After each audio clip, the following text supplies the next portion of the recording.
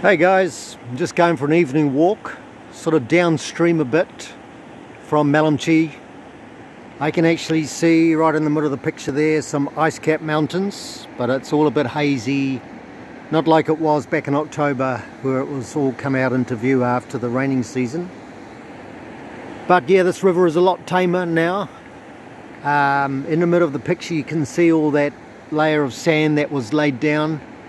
So that sand and alluvial stuff came across the whole valley on that level, but it's slowly been carving away, and the river dropping in the dry season now, coming down through here.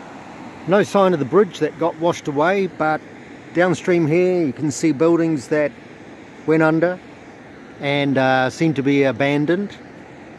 But one thing I've seen here for the first time is what I think is police barracks.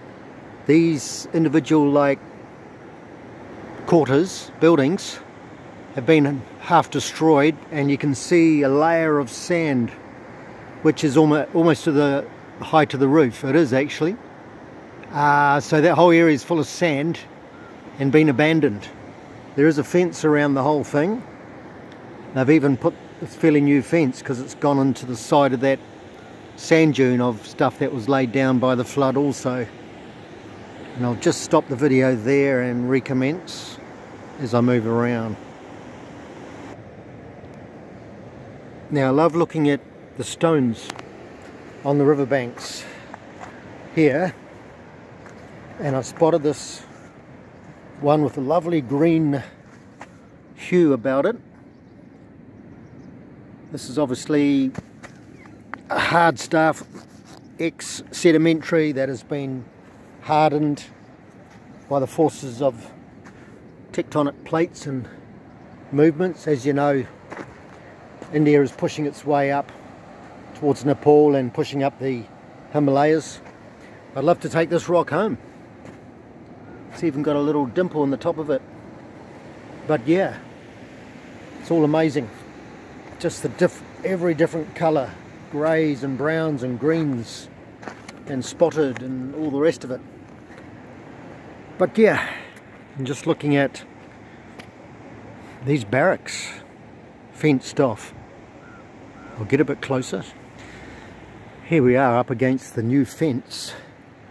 They love fencing things, the police and army in Nepal. Razor wire if they can get it. Now there's all kinds of steel trusses and that. I could use some of those for some new buildings for the poor. Could come back at night and pull a few off. But yeah, fencing by the police and army of some of the best spots, which could be parks and things. In Pokhara, one of the royal parks and palaces there is now taken over by the army right on the banks of the lake there at Pokhara.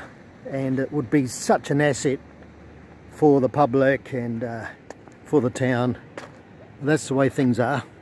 They've got a bit of a hold on the place, the military in Nepal, since the civil war 25 years ago. I'll stop that there. So here's another building, still behind this fence. So I suspect it's something to do with police or army behind here. And look at the state of the zinc. On that roof is all bent back. So imagine the water level that went right across this valley. You can't even see the river down below there now. But it was just raging through here, going right through the first, second, possibly third floor of that building there in the foreground. Look at that, eh? Yeah, so, yep, raging torrent came through here and deposited all this sand. But yeah, it's a military or police area here. I got stopped by the police today, wanted to see the